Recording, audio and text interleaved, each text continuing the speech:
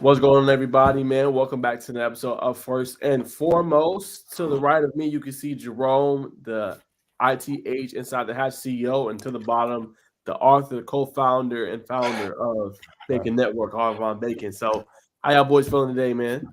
Can't complain, man. Good, my boy. Feeling good. Smiling through the rain. Oh, yeah. Definitely one of those days, man. So first off, I want to go ahead and address the audience. We appreciate you guys tuning in. We do apologize if we did have a cancellation today. We were supposed to have Zelus Hicks on. So sorry, no Zelus today. We got a cancellation. We're going to try to bring him on in the spring.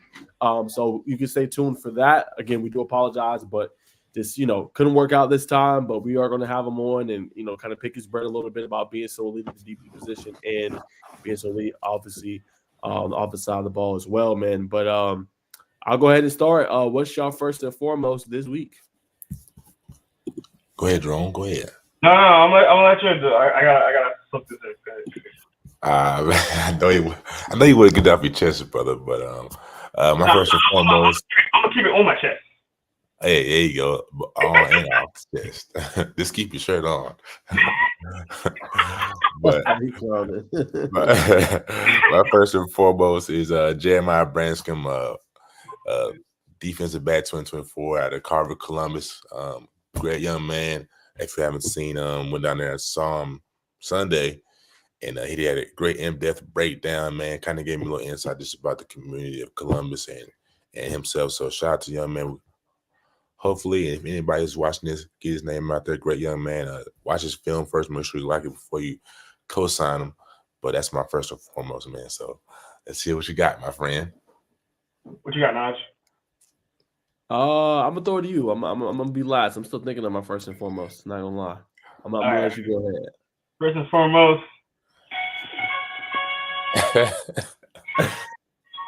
Yeah. It's copyrighted.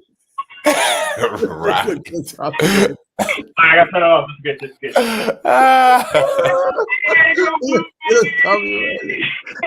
Hey, he probably brought out the shades too. Yeah. Yo, it's been a while. But I think the last time I had these shades on, the Eagles was high in my. I couldn't bring up the shades, but I had to bring up the shades today because those blue. You already know how it is, man. It's been a while, man. Been a while. What is it, 1997, 26 years. Dang, dog. Been a while. That's my birthday year, boy. I'm feeling good right now. I want to hear what y'all think about the game, though, in general. I know y'all both watched it. Oh, yeah, man. I don't know. Obviously, Penix, they were just so close, man. Penix didn't have his best game, but honestly, just the offense really couldn't get in the same passing the ball through the air. The defense made a big adjustment even before the second half came in, but it just couldn't get things rolling, man. Unfortunate. But shout out to the Blue. Yeah, I'd say for me, man, the story was just the physicality, right? How good your defense was all year long, top 5 in most statistical categories. You've seen that in the game. The interior pressure with Graham and obviously on the edges. Yeah. And I think the thing is, y'all didn't have to bring a lot of blitz, right? Y'all were getting home with the front four. And a lot of times you've seen their linemen were flat-footed. Their releases were, really, really slow. They were slow to react when they were coming off the ball. All that made the difference. Only gave up 1 sack, but those hits, you started to see towards the end of the game.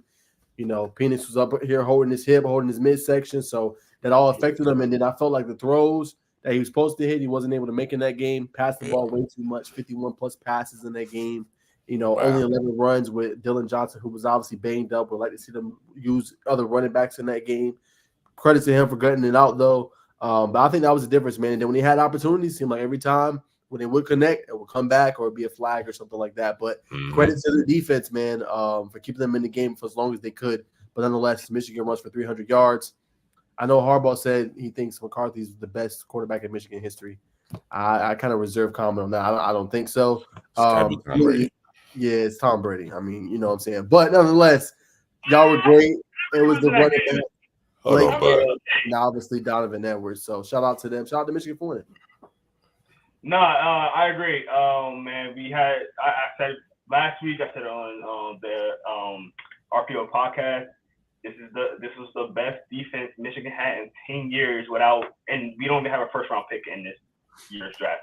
Now I think a couple of guys will eventually be first round picks in the future, but right now I don't think anybody that's coming out of Michigan, going to the draft this year are first round picks at all, which tells you a lot when we had Aiden Hutchinson and Ajabo on the edge a couple of years ago. So really good defense, man. A team defense. There's no one huge star. I mean, you can say Will Johnson, you can say Mike Simmerstill, but I mean, you can even say Graham. Will Johnson and Graham are sophomores, so they're gonna be here for a while, man. So it's the defense looking bright. We got a couple of pieces that came in recruiting, so good. I thought it was a good game. I enjoyed the win, obviously, as a Michigan fan. As a football fan, I didn't enjoy the win, mainly because one of the things that Najee already said, and one of the things that, been going on in that game, I didn't enjoy it because, one, I wanted to see, JJ kind of excel to that next level in this game and show that, hey, I could still be a first-round pick. I hope he returns, honestly, because I think that right now his stock is not going to be that great. And I want to see him on a team without Blake Corum. So that kind of disappointed me a little bit.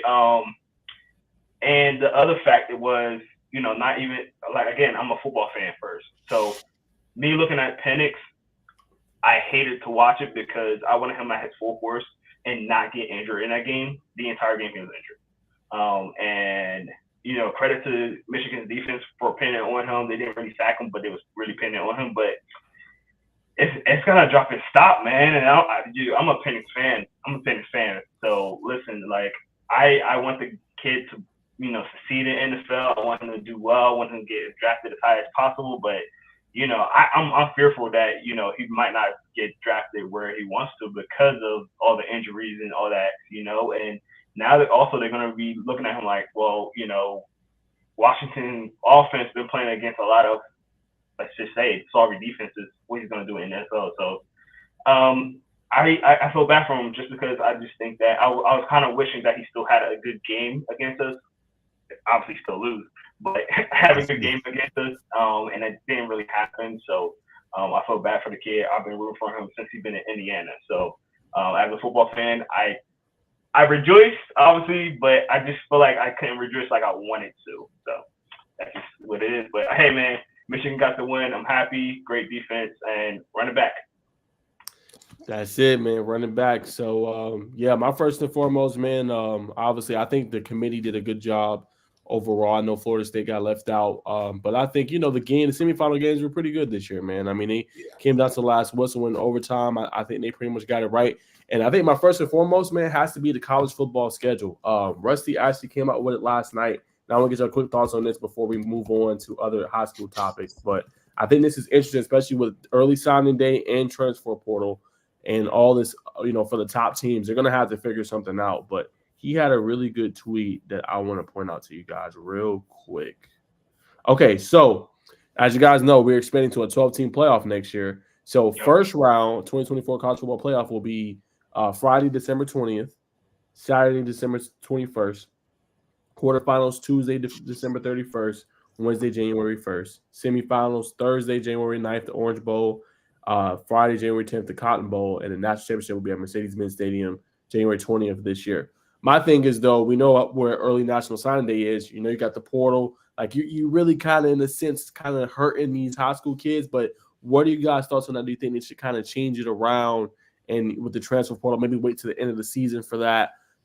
Things like that, maybe push signing day back. What are your guys' initial thoughts on just that, especially with these high-quality teams that are going to be playing this college football playoff, having to play but still trying to recruit and get guys as well?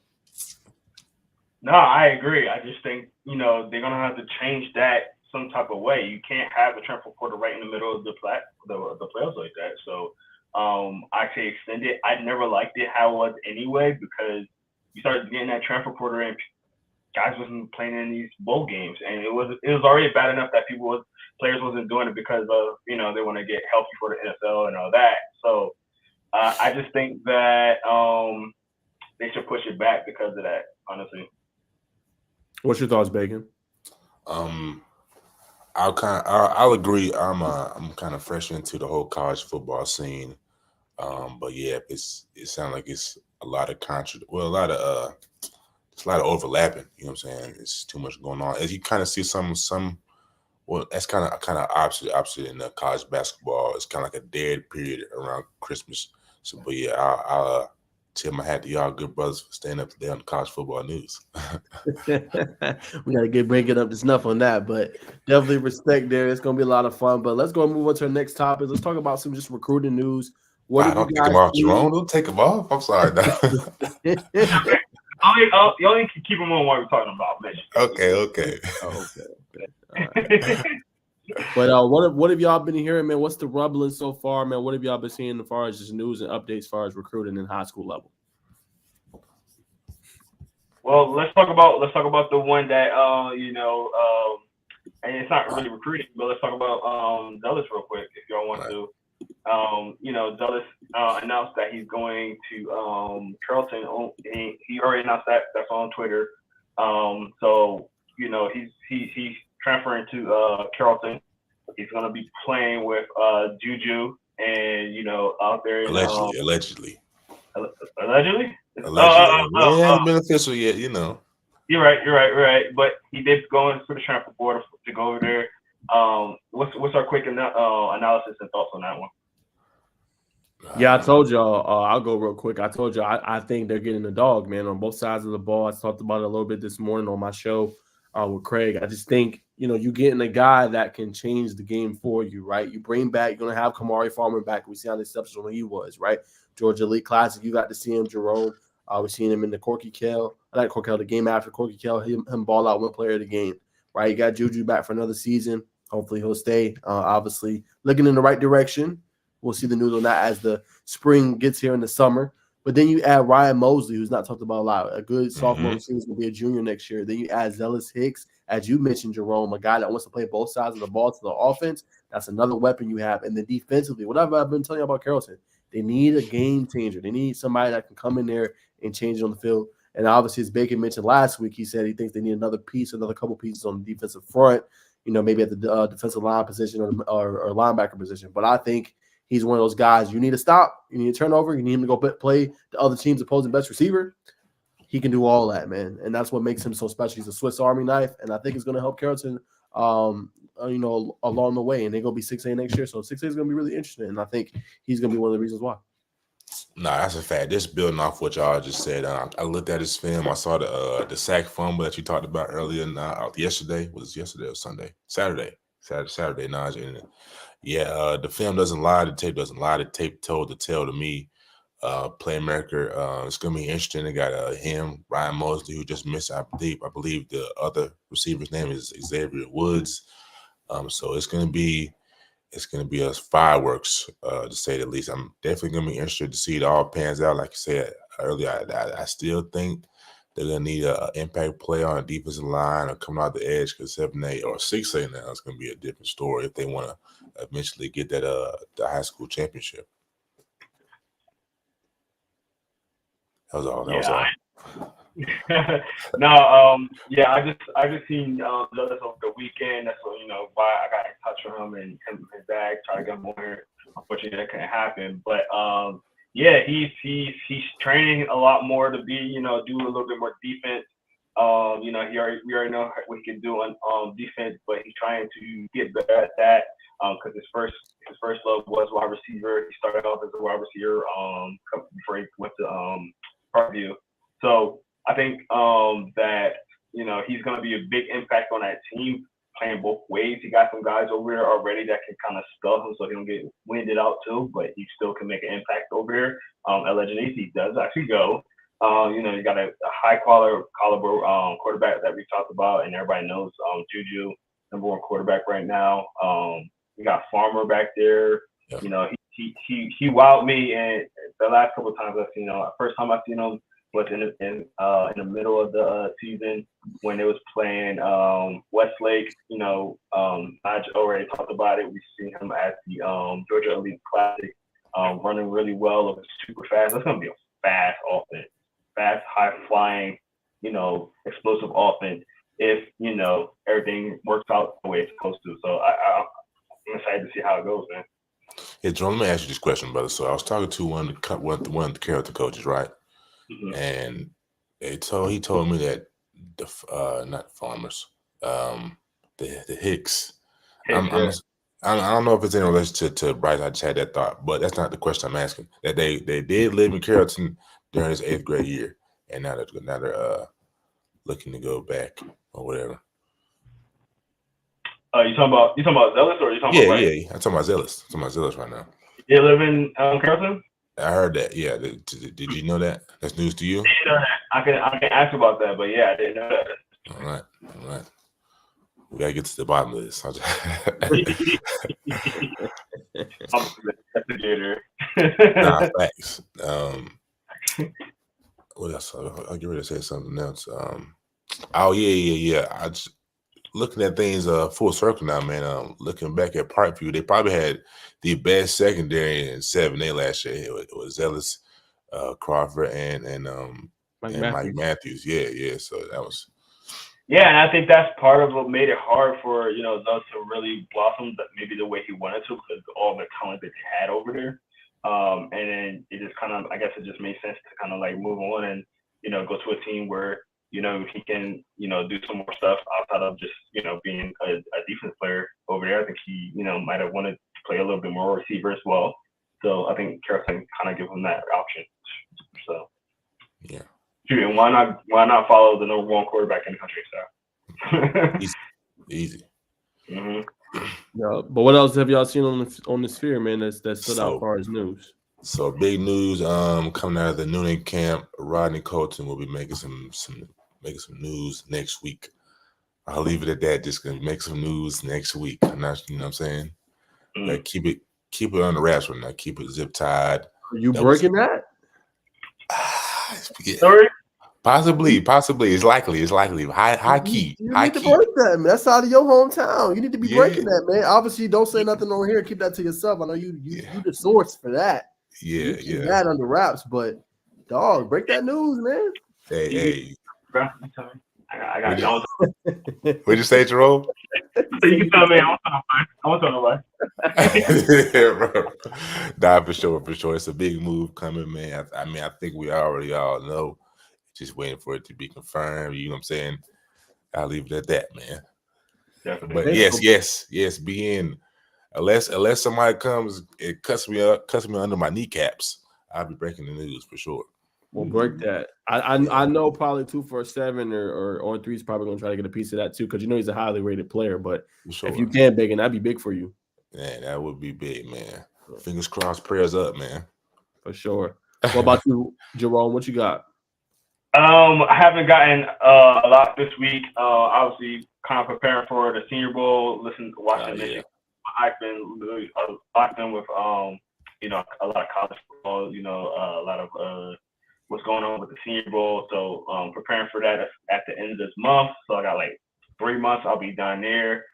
So actually during one of our podcasts, I'll actually be in Alabama for that. So that's gonna be interesting. I'll do some quick updates while I'm there. Maybe talk about practice a little bit while I'm there. But I don't have much this week. Again, I haven't been totally focused on that. I'll shift my focus a little bit more after the championship is done now. But not much for me right now.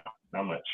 Okay, well, I got you guys. I'm gonna give you guys some updates. I came up with the idea kind of just off air. Maybe we'll have a little bit of stuff we'll start doing in the future, man. But I thought it was a great idea, man. High school football transfer portal here. Just we'll just do it here in Georgia. There's so much to be going on, far as just out of state. It's kind of hard to cover all that, but in Georgia, man, I think it'd be a really great thing. Obviously, some of it depends, but if the kids already said it, I mean, it's already public news. Obviously, might have to wait for an interview with the eligibility and stuff, but it's a big news right now in Georgia. So obviously, we talked about Zelus, him going from Parkview to Carrollton. We'll leave that there. But another big one, guys, Tommy Lafayette from Lambert, the Thumper. Got to see him go to League Positive 2 years in a row. He will be playing for North Gwinnett next year. Yes, that is big news. I think they will be a top 10 team next year. You bring Ryan Hall back for another year. You add a Thumper and a Bruise and a really great battering ram and Tommy Lafayette, a good downhill runner. You add that with Eric Ronning, and then defensively, you got Cole Funderburk and Chandler Jordan. I think they're going to have one of the better teams, probably one slept-on teams in 6A. I think they'll be really, really good. So that is there. Huh? North Gwinnett was a team that surprised me last year. They got some dogs over here, and they kind of sneakily came up out of nowhere. And I'm just like, oh, who's this North Gwinnett? I'm a Gwinnett guy. I live in Gwinnett County, so like I didn't hear much about North Gwinnett, and then they started like balling out. I'm like, oh, okay. So they kind of got on my radar this year. So I'll definitely be tapping in with them and looking at them a little bit more this year for sure. Yep. So he's one of those. Also got some other news. I'm not going to reveal the name, but you can look for a transfer here pretty soon out of the Fulton area. I'm going to leave it there. I'm not going to say the name. I'm going to keep that under wraps. I am trying to break this news, so I'm going to keep that under wraps. APS. Yeah, no, not APS. In Fulton though. What? Yeah, Fulton County though, not APS though. Let's just say in the richer area of Fulton. Okay. Leave that there. I'm not going to say nothing else. Leave that there. All right, so that's one. And another one today actually broke. Exactly, Baker. Exactly. Caleb Roberson from Mays is transferring. You'll like this one to an APS school. Baker, he's transferring to Douglas, Atlanta. I put that on my story today. He broke that earlier this morning.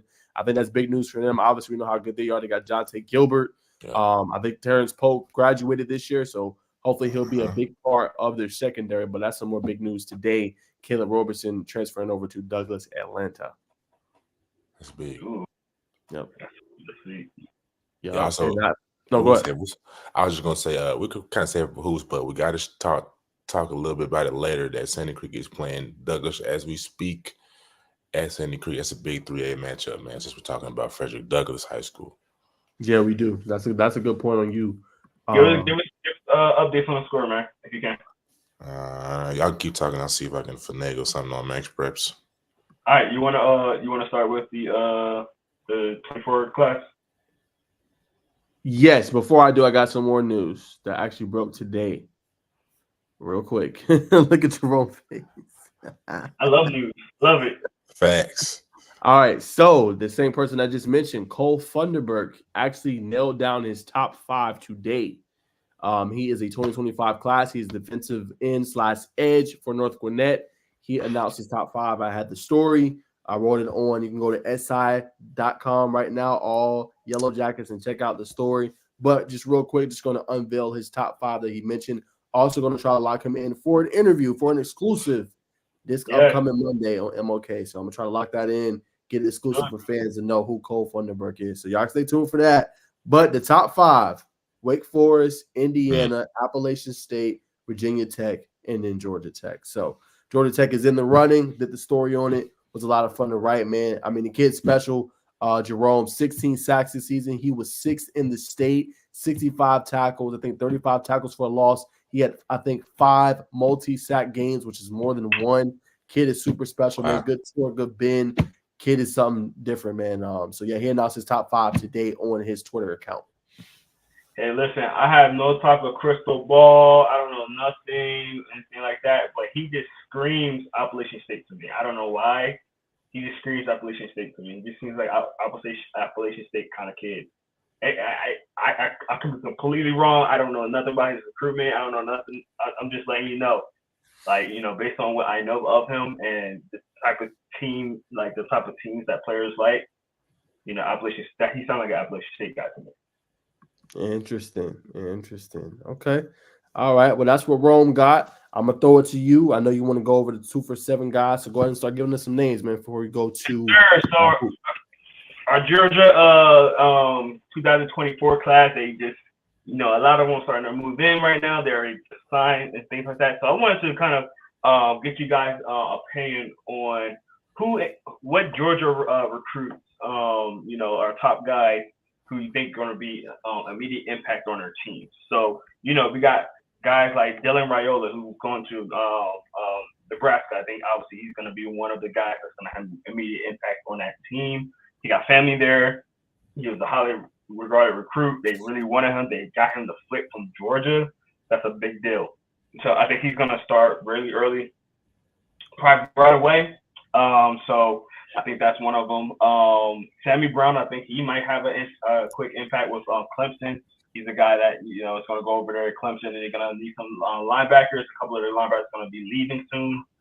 So I think he's going to have an immediate impact over there. Even if he don't start, because he probably won't start, but I think he's have an impact on that game. Let's talk some more. Aaron Nolan. Now, Aaron is obviously an Ohio State guy, but they just got a recruit. They lost some. They lost McCord. I'm pretty sure they thought that he's going to be there longer.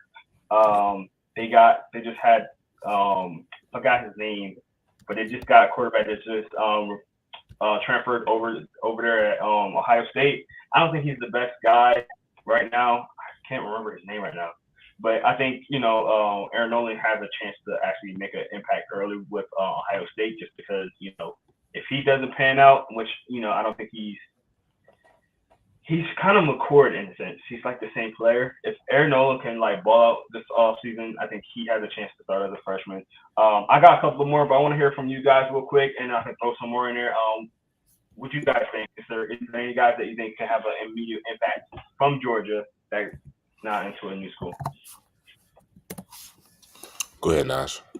Yeah, I think for me, I got to go Sammy Brown. I think he's going to get in there early and be able to kind of vie for a starting position. They're not going to have Jeremiah Tryon anymore. They are going to bring back Barrett Carter, but I think he can have an inside try to get some playing time early. I'm going to go KJ Bolden. Not saying he's going to start, but I think he will get some PT early on with Georgia. Definitely has a good shot to play. He might have Turner in him, because if I'm not mistaken, the returner that was there transferred, the one that I forgot his name, the guy that they loved in Georgia.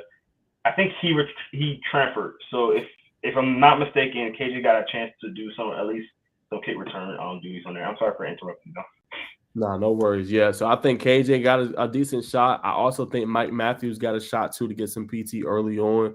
I think he's a really good player. Aaron Nolan kind of, wait a little bit. They got Will Howard, who does have, I won't say the most impressive resume, but he did play for K-State, 48 touchdowns, 25 interceptions. A lot of these schools, they're looking for a guy that already got the experience. I think you can see Aaron Nolan begin to kind of ramp up going into his sophomore season, probably taking full throttle of the role. Now, if he does come out and he struggles, Will Howard does, then I think you're right, Jerome. He got an inside track to play and to start. But now I'm going to say those two stand out to me. Oh, those three, Sammy, KJ, Mike Matthews, just going up that list right now, I think have a decent chance to start. For sure. I think I've read some rumblings that Samuel will likely definitely see some special teams action. I believe I like to say Dan Calhoun, but I doubt it. I know that Georgia's just where he's gonna sit. Hey, I was about to say him. Yeah, that's a but they already got big boys on that line. What'd you say, brother? I'm sorry. He's too big not to put on the field, man. I don't know. Nah, he's not gonna start, y'all. They already got that. He moving to right tackle. And they already got that spot. So but the good thing is he already got the inside track to be a backup. Yeah. Is Bo still get any burn next year? Probably. Bo Healy from Langston Hughes. Bo. Isn't he left tackle? I think he's a left tackle. Yeah, he's left. But I'm saying, have you heard any rumors about him getting any time on the field? I think they got his position solidified. He might not start till he's a junior. So it depends how, from what I've heard. I'm not saying it's true. I'm just saying from what I've heard. Unless he has a big camp, I think they left tackle already solidified. Shit, went out west. Moving on.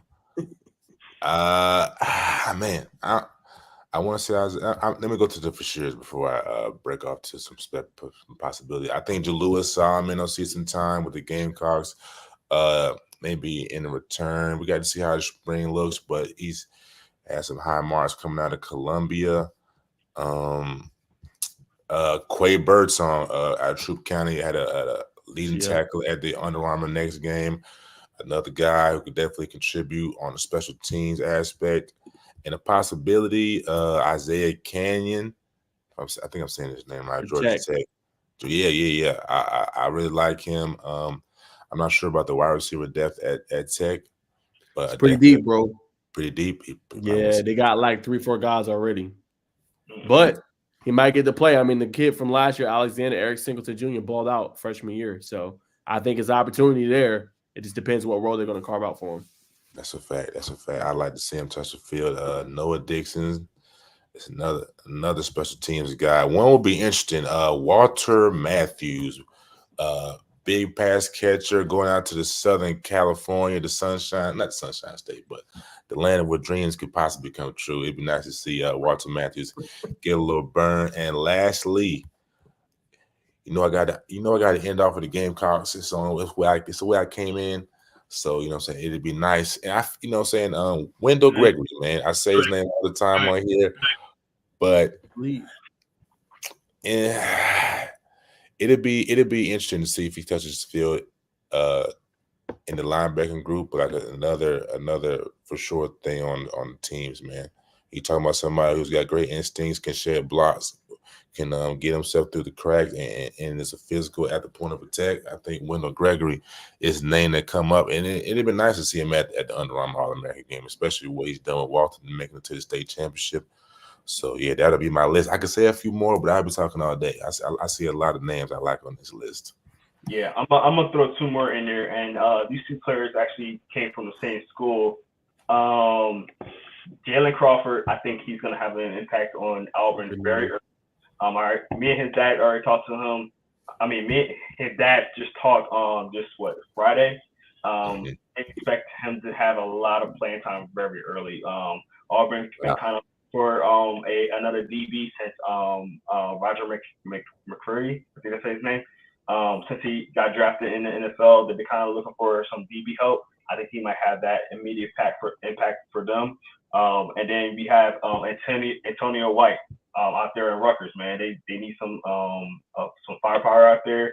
I think he can have an impact. Now, I don't think he's gonna have the same impact as Jalen will, but I think that he will be able to give them some spark on special teams, things like that for now.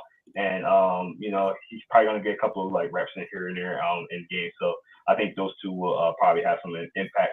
Before we get off this topic though, do we think we have out of anybody that's in here? Do you think anybody's gonna have the same impact as a Caleb Downs? Caleb Downs, obviously from Georgia, played as a freshman very well. Almost ruined Michigan's season. Like damn near almost ruined Michigan's season from the first play of the game. Is there anybody that you think can have that type of impact?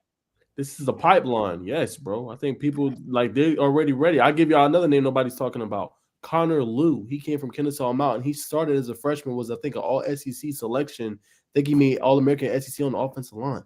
Freshman at Auburn. You know what I'm saying? So I definitely think it's here, bro. People are going to make impacts. My last couple I want to throw out before we get off this topic, I want to throw out Jeremy. Obviously, Heglinski. We'll see what happens. I know went down late in that game, kind of a head injury. Hopefully he's okay. But I think he has an inside track, man. If he can go early on and make them throws, man, he got an inside track to start at Wake Forest, I think. A couple more names, Cameron Michael at Colorado Bacon. I think he got a potential chance just to be an athlete, just a kind of gadget player used anywhere, punt returns. I think he could have an impact. C.J. Jackson out of Tucker going to LSU. We saw Whit Week started early from Oconee County early on for LSU. I think he has a good shot. And my last one that I'm going to say, David Usiemi from North Cobb. The reason I say him is because Will Shipley's going to the draft, right? Phil Maffa looked like he's going to stay, but he looks like he's going to be the second back there. He's going to easily have playing time in that backfield in Clemson. They like to run the football. I think he got an inside track. If he continues to stay motivated, obviously, continue to do the reps and everything he's supposed to do, I think he has an inside track to be able to play early on. Sure, and I'll say Michael Smith. Michael Smith, tight end going to South Carolina. Tight end room at South Carolina, it could be better. And he's, 4-star. No, I'm keep it honest, man.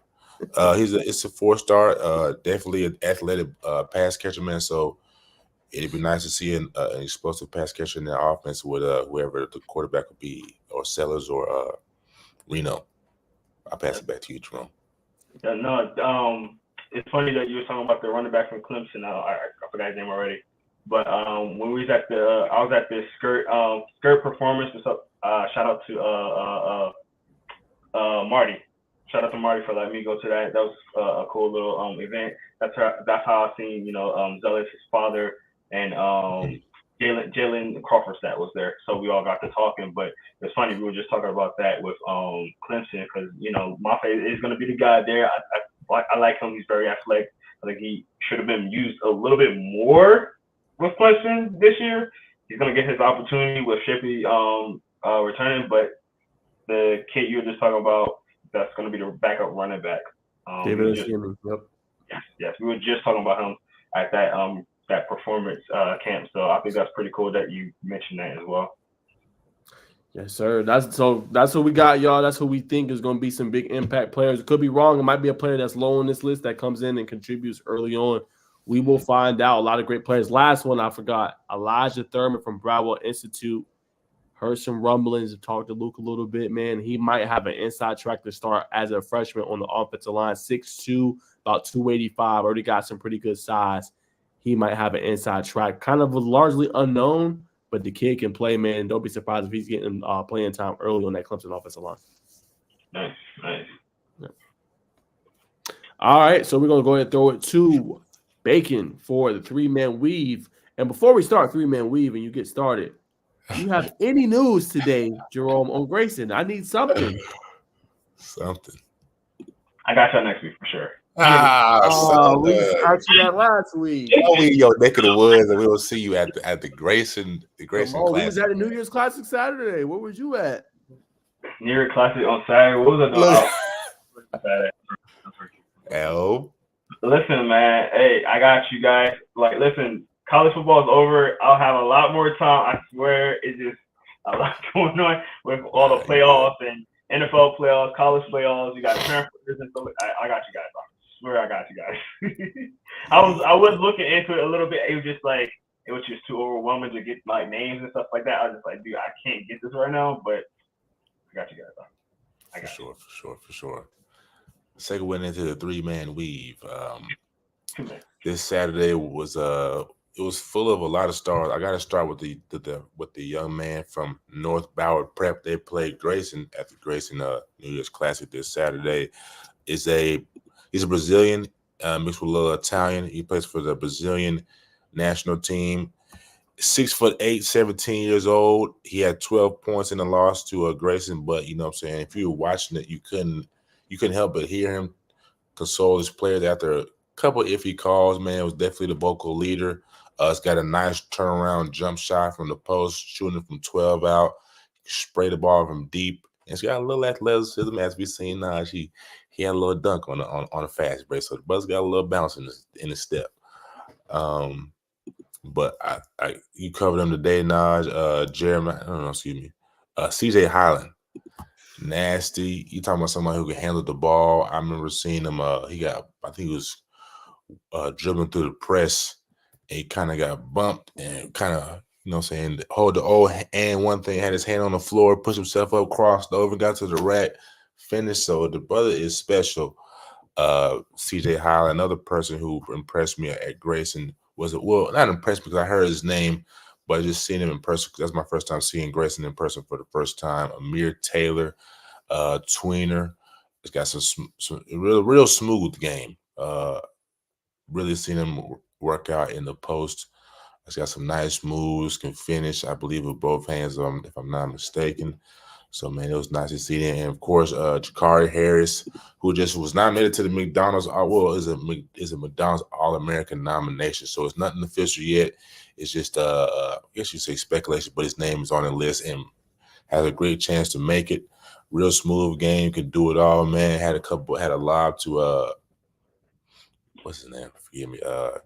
Wilkins. What's his first name? Jacob Wilkins, forgive me. You know what I'm saying? Come on, it's Dominique's son. Come on. I knew his last name, but sometimes you're the son of an NBA player. You grow up in the shadow of your pops. That's just how it is sometimes. But Jacob Wilkins, he had a nice lob, so he had the full gamut on display Saturday, passing the ball, shooting the ball, the dribble. Jakari Harris was definitely a treat to watch. But I think my biggest takeaway is definitely CJ Highland and Amir Taylor, because I've seen Jakari and Jacob on Instagram. I agree with you, man. Grayson was ready to play, man. You bring up some good points about them. Real quick on them, I wrote an article about Amir Taylor. He's obviously a target for Tech. You can go check that out again on SI as well. But he's just a special player, man. I think he's a good tweener. And the good thing is, Bacon, I just think they have a multiple ways they can beat you, right? That game wasn't probably Amir Taylor's best game, 8.6 rebounds, 5 assists. But I've seen games, right? I've seen games he's had all tournament type of games, right? Led them in scoring. You wouldn't really think that when you got Jakari Harris, CJ Holland, and Jacob Wilkins. You wouldn't think he would. Chick-fil-A Classic he had in South Carolina, he averaged a double-double. Led him a couple games in scoring. So that's how good he can really be.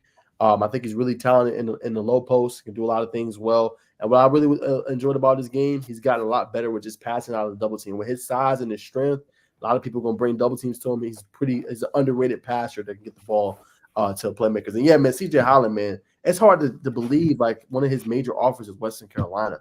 I mean, the kid's fast. He's smart. Doesn't turn over the basketball. He can push pace and tempo. He can finish around the rim against taller defenders. That in and out move I had slowed down that he did was nasty work against number 15 of North Broward Prep. The kid can just play. He can shoot it at will. Good, efficient shooter. Does a little bit of everything. Right. I think Grayson, man, I mean, we've seen some 7-8 teams. I've seen some 7-8 teams this year. I think they've got to be the most complete team that I've seen. There's so many ways they can get at you with those four. Easily. And then off they bench, Ahmad Clark, Liz Lawson. They just got guys that can come in and fill it up. And then underrated their shooter, Anthony Austin, can also fill it up as well. So they were really impressive. And I got to get some love, man, to Wheeler.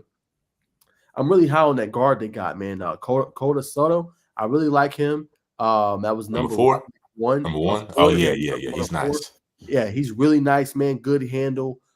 He just like slows down the game for them. Like when they can't get a bucket or they're struggling to score or they're kind of frantic, he just slows it down and go gets a bucket. I was really impressed with him, man. Holds some major offers. Got Georgia that offered him. Some other major schools that have been offering him. I think he's going to be a kid that's going to be a national name here pretty soon, Bacon. That's how good I think his potential is. And Willard's not as good as they were last year, but they still got some good pieces in there. And shout out to Langston Hughes for their fight and being able to kind of be able to stay in that game. And that kid that we saw with the purple shoes, number 1, that is Brentis Schaefer. He was really impressive as well, Bacon. Look him up, 2024. Not a heavily recruited guy, but we see what he's able to do on the basketball court. He was very impressive as well. And I actually had to see Ace Bailey for the first time, man. And, hey, he's just impressive, man. He looks like I told Bacon, NBA ready. I don't think he would be what he is right now in the NBA. I think he would be a solid contributor. But, I mean, I think by next year after he's done with Rutgers, man, I think he's going to be a lock for the league. And he could just do a little bit of everything, man. Yeah, 18. Brenton Schaefer had 18 against Alexander. Yep. Not Alexander. Wheeler, excuse me. Yep. Yeah. Yes, he did. So I was impressed with him. And then Brady Lou was also very impressive for Alexander. Yes. What he was able to do. I think the offense should run more through him, in my personal opinion. That's a star player. I don't think the ball runs enough through him, in my opinion. I think he just got to, they're going to double him with his height and how big he is in the post. He's very athletic. Exactly. Yeah, it's got to be more aggressive, very athletic. But if he can get to his spots a little bit more, that mid-range pocket, things like that, I think he'll be good. Facts. He's money. It's his turnaround post, man. He probably hit from that shot probably 65 or better. He was money. He's money down there. You know what I'm saying? Just watching him this summer, tip-off classic, and the game looked the same. Smooth turnaround jump shot. Got to work on that deep shot and just in the ball handling. If he can really handle the rock, he can potentially make it to the NBA. I'm not saying NBA in terms of the NBA, but definitely a G League prospect for sure. Or overseas. Overseas money is good. And then just back to what game was that? Let me go back to the main game. That Grayson game. Jakari Harris finished with 22 points. CJ Highland finished with 15. Jacob Williams followed up with 15 as well. And Amir Taylor, you say had 8. So, yeah, solid, efficient, all-around scoring. Everybody touches the ball, real smooth offense. So, shout out to, I can't remember his name, but coach because it takes a special coach to hone in that talent, especially with Jacob moving in, kind of mix that talent together. And that's not an easy task. So shout out to coach shout out to the high school coach of Grayson basketball for orchestrating it so well. 100% agree with you. Definitely did a good job there, bringing some of the top talent. Other games we didn't get to see was Green Forest. They played North Gwinnett. Played, I believe, South Gwinnett, if I'm not mistaken. Yeah. And then I think Dutchtown played in the I third did see game. that Dutchtown game. Who did they play? Dutchtown played. That's a good question. It was a school I wasn't familiar with. It was like a team I had never seen or heard from before. Just a moment. Grayson. They played Wilson Academy, the Wilson Academy. Yep. Yeah. But honestly, Jonas Chappelle, 6'8" wing, bright star on the team. Rebound, she kind of shoots off the dribble, puts it back up, but they just didn't look like they were in sync. They were really had a lot more talent than the other team. It wasn't put together the best. That's my only gripe, but he definitely stood out to me. The offense needs to run through him a little more than just kind of getting it and going. It was kind of like a lot of one-on-one basketball. It'd be nice if Dutchtown could start running some sets. They'd be a lot more better team and probably a top team in 5A. Oh, no, 4A, excuse me. Speaking of that, let's talk a little bit about 7A. Let's have this quick debate. Who is the team to beat? Who do you think is going to win it all in 7A? Seen a couple of teams so far, Bacon. I think you've seen East Coweta. I think you've seen Carrollton. You've seen Grayson now. You've seen the McKeetrons of the world. You've seen Wheeler as well. I think the only team you haven't seen is Berkmar. I got to see Berkmar. But what team do you think has the best chance right now? Obviously, sticking through region schedule, like it's just beginning. But who do you think has the best shot to win it all? Best shot to win it all, hands down, is Grayson. Number 2, I haven't seen Berkmar, but I've heard some good things we said by Kyle and I can't remember his name. I think his name's Keith. He helps out with OTR. Does a lot with OTR. He said the same thing that Berkmar is definitely a contender. So you have to throw that name in the hat. Wheeler maybe is a dark horse, and definitely got to throw McKeecher in there because you never know what Ace Bailey can do. Gets going, gets a couple of help from his teammates. I really like 24. I can't remember his name, but he's a player that really needs a lot more attention around him. But those are my teams. Obviously, Grayson at the top, Berkmar at the second spot, and we got to throw McKeecher at the third, and we'll round it out with Wheeler. That's my top 4. It's your top 4, okay. I think for me, I definitely got to go as well with Grayson. I think they're just the most talented team. A lot of depth on that team. They can just have a multitude of ways that they can actually beat you.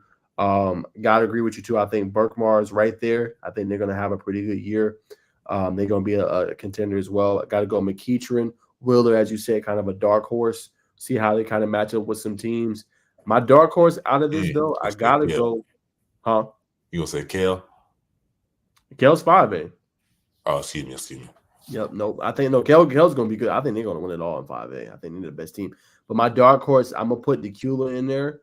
And then I'm gonna put Newton in there in 7A. I think Newton, they don't got the same kind of talent they have, but they've been playing really hard this year, really fast, really versatile. I think they're gonna have a good team. Maybe people did this last year, Bacon, their sophomore team won it all JV out there in where they were at. So that talent now is, juniors now on the team. So I think they're gonna be very, very special as well. And they're gonna be kind of a dark horse team to watch for.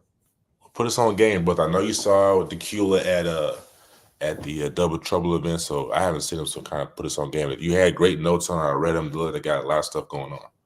They do. I really like the guard. I think the guard is really, really good. Let me see if I can get his name. Hold on 1 second. Take your time, brother. Yeah, 13-3. Let's see. Drums, that smoke gray? Is that a smoke gray Michigan hoodie or is that green? That's it's the Army. It's the Army color green. Okay. So, yeah. Okay. Number 1. Oh, I'm sorry. Go ahead. No, I was just saying I have to get a amazing blue hoodie now because I like my Army colors. My brother was in the Army, so I like doing. I had the Eagles Army. Appreciate his service. 100%. So I'm trying to do I'm gonna get the actual amazing blue net that we won the championship. So I appreciate you, man. Appreciate you noticing that though. Most definitely, brother. Go ahead, Naj. Yeah, I gotta say, Khalil Smallwood. I think that's their point guard. He's really good. Shepard, number 1, he can really stretch the floor. Anderson Shepard, he's like a sniper. He's short in there, sharpshooter, gets hot really quick. and can really heat up Bacon. And then they have a pretty good big man in number 24. That's going to be Christian Tolbert. So those are the three guys for the team that's really, really good. Their point guard is very elusive, can push the tempo, really, really good player. So that's what like stands out about Decula.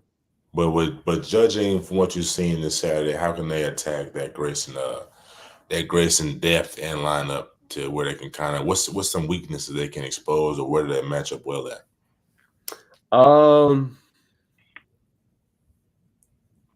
I would say I think even though Amir Taylor, he's a phenomenal rebounder, I think maybe second chance opportunities is a place they can do. And I think with their sharpshooters, right? We've seen in that game early on, right? Grayson's phenomenal, right? They were really well coached, finally got it going. I think, Decula's a team that can go on a 10 to 12 run early, quickly, pushing the ball in tempo. They're good at getting deflections, right? They're good at getting the ball to their point guard and he pushes pace and they get an easy bucket, or they're throwing it to number one on the wing and he's shooting a three.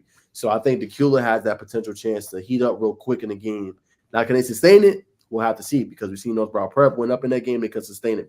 Grayson got back. But I think, when it comes to, they can get runs and they can heat up very quickly. So I think that can kind of, bode well for them. I don't think they will knock off Grayson, but I think they can give them a shot to run for their money in 7-8. Most definitely. It'll be interesting to see. No. And then rounding out, at least for me, I may have a few more things, but rounding out with a feel-good story for me, assistant coach of South Cobb, former South Carolina Gamecock, tapping in this article on si.com/Gamecocks Digest, Fan Nation. Tamarcus Blanton was a former Gamecock, played on that 2017 run when they made it to the Final Four for the first time in school history. Teamed up with his former teammate Chris Silva, who plays for the College Park Gamecocks right now. They brought the South Cobb basketball team there, and they got to get on court. They got to take pictures with the team as well as the cheerleaders. You know what I'm saying? Something for the young boys. And but the biggest thing is, man, investing in the kids, man. Let me see if I can read the quote. What Tamarcus said about Chris. Chris played a vital role in communication and making his dream come true. The kids were appreciative towards Chris, he said. South Cobb gave no. Sorry.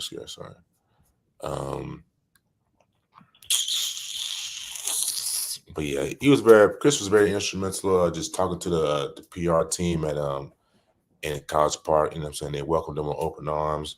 The kids are smiling from ear to ear, man, just to come down there and see. You know what I'm saying? Sometimes when you're a kid, you get to see your dreams in front of you, shake hands, and it just makes your dream feel more real and inspire you to go harder, man. So especially in times like this, seeing two former teammates who are still friends today, to work together and do something for the community, man, it's just big, man, especially in times of today. So that's my feel-good story, wrapping it up for the three-man weave. I got one more thing. All right. Looks up, three-man weave. Go ahead, Jerome. Now, listen to you guys talk. I can't get too involved, but man, I just recently got. You just seen that Max Prep just actually sent out their rankings, and just listening to you guys, a couple of the teams that y'all mentioned. I talked about Grayson, of course, one of the top teams in Georgia. I talked about what was it, Walton? Yeah, and, Walton's good this year. What was the other one? McEachin. So I'm gonna reveal what they had as their rankings. So this is the national rankings right now. So right now, as you see right here, and let me take this off so you can see the whole thing. You got Grayson right there at number 9 for Georgia. So that's the highest ranked Georgia team right there, as in the country. That again, this is Max Prep's list. I'm pretty sure our list will have them a little bit higher, but that's it right there. And then over here we got McEachin at 11, and then we got that's for the other team. I'm sorry, Kell. That's the team I meant to say. Kell. We got Kell right there at 25. So looking at this list, guys, how you feel about the teams and where they're placed at right now? Just the Georgia teams or all of them?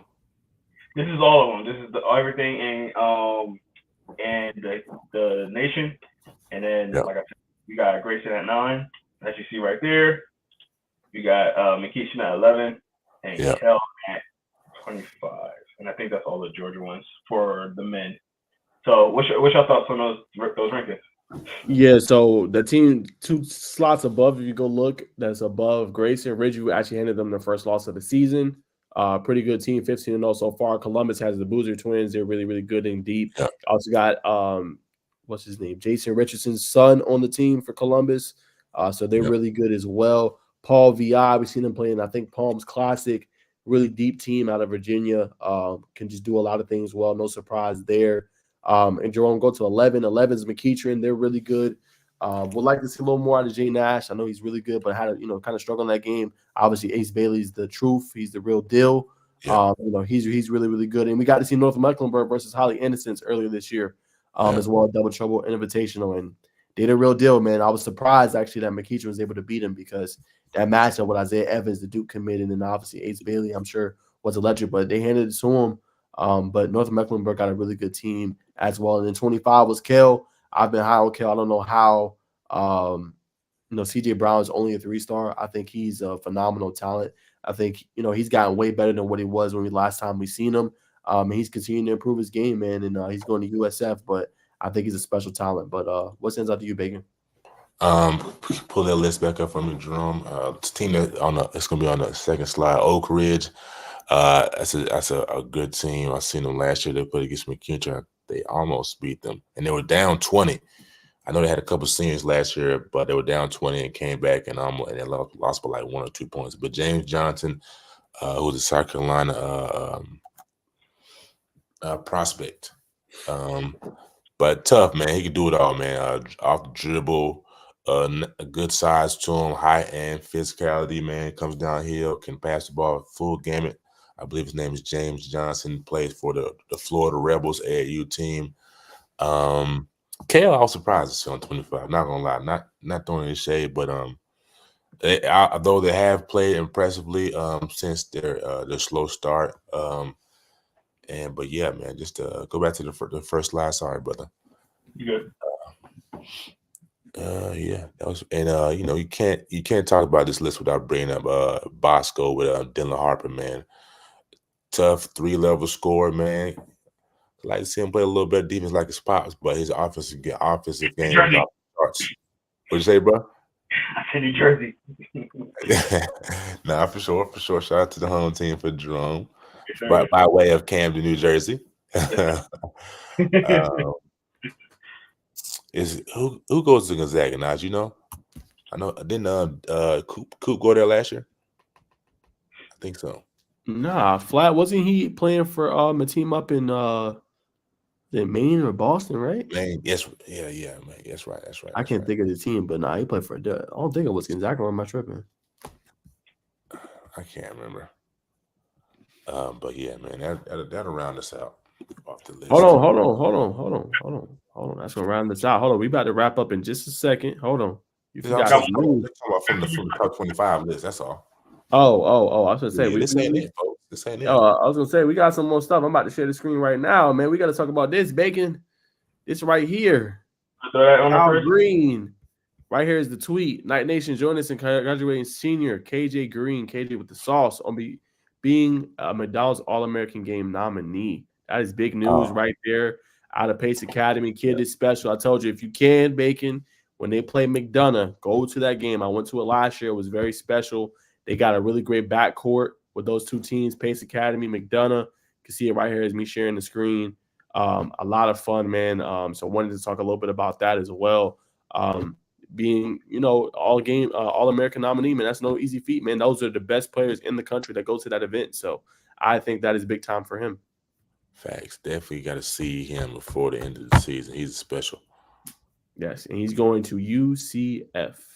Nah, you gotta clear out those notifications, my boy. Like, you getting I see that 20 plus over there. Oh, he hired a man. Y'all be wondering how we have the scoops, bro. It's hard. I'll go clear it and see what's up, and then it regenerates again. Ooh, you got the buzz like that, huh?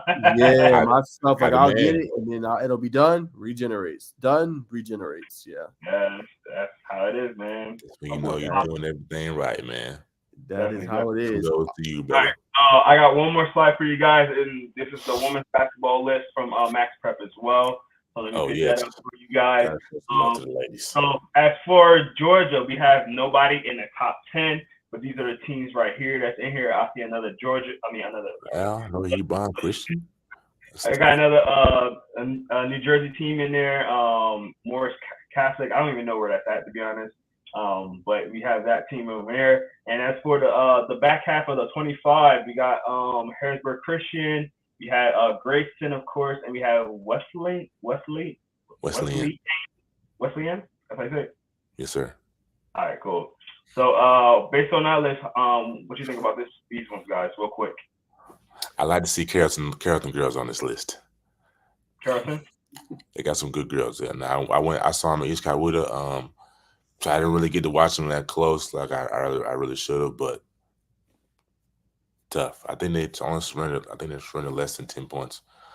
But they top to bottom, they got good size, good skill, they got depth. So if Wesleyan is on the list, Carrollton can definitely make the list. Definitely. Well, Wesleyan has the transfer from Lovejoy. They have Brianna Preston, who's already won a state championship. So, they've been really good this year. I thought it was kind of one of my favorites to come out, especially adding the addition of her. Grayson, I believe they have Danielle Osho, who was formerly of Brookwood, very, very good player. I think they have her on the team now. And you're seeing how special they are. She's a special talent. She was averaging, a lot of points for Brookwood. One of the reasons why they were able to win it, along with Diana Collins, who's being a standout freshman right now for the Ohio State University while she's been up there. I think she's won a couple Freshman of the Week awards as well.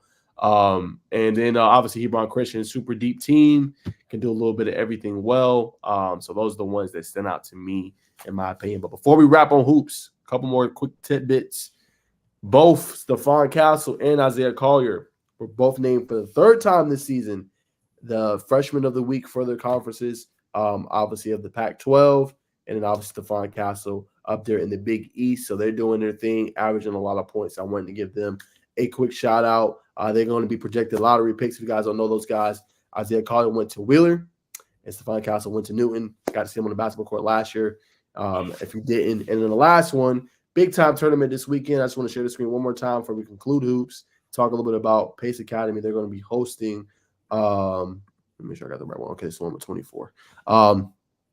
A classic basically at their event. So I did want to share this really, really quick. Let me move my messages out. Okay, so our fourth annual Judge Clyde Reese Playing for a Change event is less than a week away. Look forward to another great event this season on this coming Saturday, January 13th. As you guys can see right here, Pace versus Westminster Girls is going to kick things off.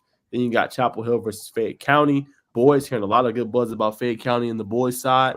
Tucker's having a really good year, Bacon. That matchup against Lexington is going to be very, very intriguing. And I think the 5:30 game is going to be one to watch. Pace Academy versus Riverwood. Riverwood obviously has Karis Bilal, who's committed to Vanderbilt. And then obviously Pace Academy, how good and deep they are. And we got to see last week Alexander and Dutchtown a little bit. They're going to be the nightcap. But I think really good games between both teams are pretty good day of hoops, in my opinion. What's your thoughts on the schedule, Bacon? Yes, it's a good schedule, top to bottom. The most intriguing one for me is probably the Pace Riverwood game, as well as the Chapel Hill Fayette County. Man, Fayette County's got an exceptional guard in Keith Gillespie, a few other players, but Keith Gillespie is definitely the show on the court. Riverwood's got a top level player. I'm gonna see if I can find his name right now. But J.R. Leonard. What's his name? J.R. Leonard. Gerald Leonard. Where's he? What's his office looking like? Or what's his profile looking like? It is pretty deep for him. I'm gonna stop screen real quick. Yeah, he got some major ones. It's him and Karis Bilal are very, very good. He's 2025. I think Leonard is 25. I think Bilal is at 24. Okay. Hold on 1 second. I got his offers up right now. Hold on. Oh yeah, here we go. Vanderbilt. Excuse me. For Bilal, signed to Vermont, September 11th. Here, Georgia State, Xavier. You complete team list. Oh, those are the only three that they have listed on 247. Yup. And then for J.R. Leonard, so he has Georgia, Kennesaw State, Wake Forest, East Carolina, USF, and then he recently picked up an offer from Tennessee. So starting to pick him up, 2025 guard for Riverwood. That's tough. Yep. That's tough. But that's going to do it for hoops. One more thing. I also want to shout Michael Smith out. He was also a McDonald's All-American nomination. So, you know what I'm saying? And I haven't found a score yet, but got to shout out the brother that's only 45 minutes down the road, man. No, 100%. Well, Bacon, I'll let you wrap us up, man, before we get out of here tonight. Obviously, got our wrap up, but for hoops.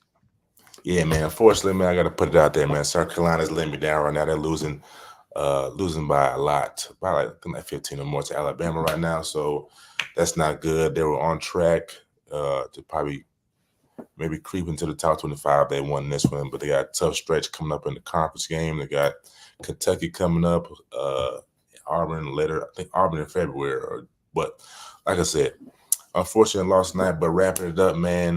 This has been the 3-man week. This has been the hoops. I'll always like to end things with giving little words of encouragement, man. I like to keep it raw, so bear with me. In life, when you go through ups and downs, man, or just like in life, man, don't seek the easy route, man. Seek the hard stuff, man. Take L's, take losses, because in return, that'll be good. To give an example, if you're on the high school level, man, in any sport, guard the best. If you're the best player on your team, it might be a little different if you're a role player, but if you're the best player on your team, don't hesitate. Don't pass it off to the next man to guard the best player on the team. Yeah, he may give you 30 or 25. And you might make a decision in the fourth quarter or second half to defer, but early on, take that job and anything, because you improve over time. You get to college and you're playing better defense. You're realizing how the body moves. You know what I'm saying? Your body is catching up. Your mind is catching up with your body. You're in college in the first 2 years and you're averaging 18. You're holding the best player to 13 points from his average of 18. Nobody's going to remember you getting dogged out in high school. They're like, oh, man, just look at his story. I don't know who this is like it, but I appreciate it, man. I'd like to drop little nuggets every now and again. But yeah, man, this seek difficulty, man. I think David Goggins is a great person to look at in that. He just did it in a podcast, but I can't remember his name, but it's the most recent one. He really just went raw into this him, because a lot of people look up to him, man. He just said, man, I don't want any documentaries. I live a real raw lifestyle. So just take that out in the meantime. But yeah, that's my words of wisdom tonight, man. I'll pass it on to the sage of Jerome. I know he's got something for us. Nah, man. Listen, thank you guys so much for, quick knowledge, very quick, and quick word of advice, especially for my brothers right here. Life is unpredictable, bro. Like, you don't know what's going to happen, man. Things happen. You get prepared for something and things happen. I want to commend my guys right here for being able to, weather the storm, pivot, and, being able to have a great podcast. Listen, we had a podcast really, worked out when, Zelus was supposed to go on. Obviously things happen. He can't really get on this week.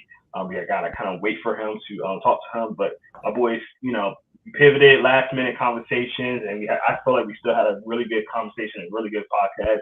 So shout out to my brother Bacon. Shout out to my boy Naj over there. I always get that wrong.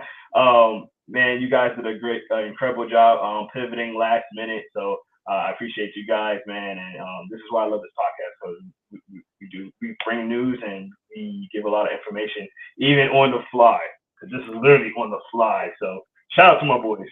And shout out to you guys out there too, man. We appreciate y'all hanging in there with us.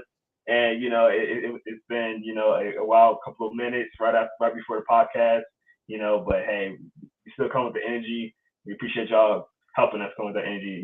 We got some new viewers in here, so I appreciate everybody, all the new viewers and everything like that.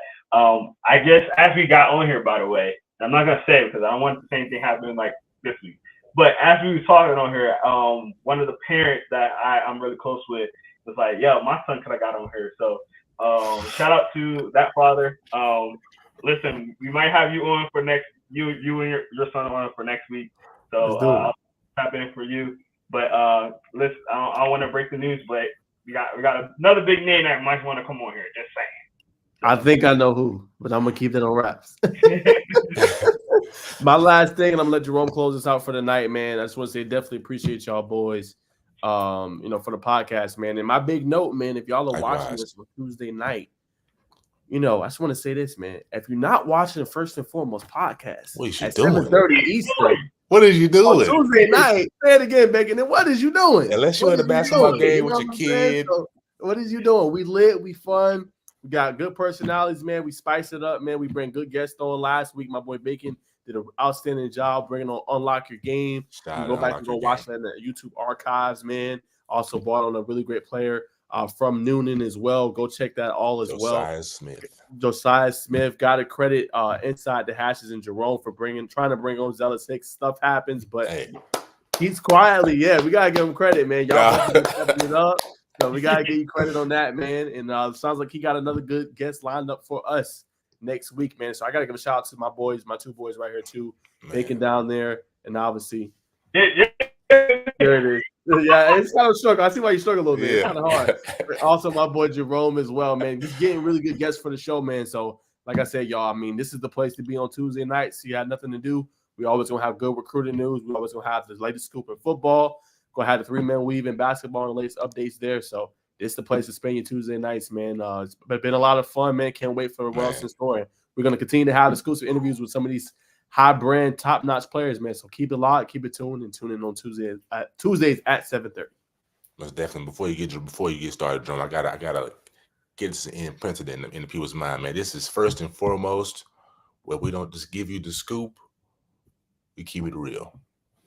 Sir, love it. Hey, man, thank you guys for coming out, man. And like I said, we appreciate it. We appreciate everybody that comes out and watches us, man. We got all of us on all three platforms. We got the Inside the Hash platform. We got the Bacon Echo platform. We got the 90 Sports. I always mess yours up. You said Najee Woke. 90. Yeah. There you go. Definitely. So we got Najee and we got a great dynamic, man. We appreciate all the love that we've been getting so far. Instagram been going crazy with the views, which I think is insane because that's our newest platform. So shout out to all my Instagram guys. And how many we got, Jerome? Go ahead and let people know. It's not giving me a total right now, but I said 1, 2, 3, 4, 5, 6, 7, 8, 9, 10, 11, 12, 13, 14. It looked like around 24. Like around 24 that tapped in with us. And they wasn't in here the entire time. People kind of struggled in and out. But again, we appreciate the love, man. And if y'all want to follow us, make sure you follow us. We're right down there. Dang. We're right down there. Make sure you follow us. All our social medias is on there. Especially in YouTube. That's our main platform for the podcast, but we do it on other social medias. We got Twitter, Instagram, Facebook. We got Twitch, and I'm sorry, X, not Twitter, X. Always do that. But I appreciate you guys, man. We gonna be on every Tuesday night. Make sure you check us out. This is the First and Foremost podcast. Thanks so much. Have it going. Peace. Hey.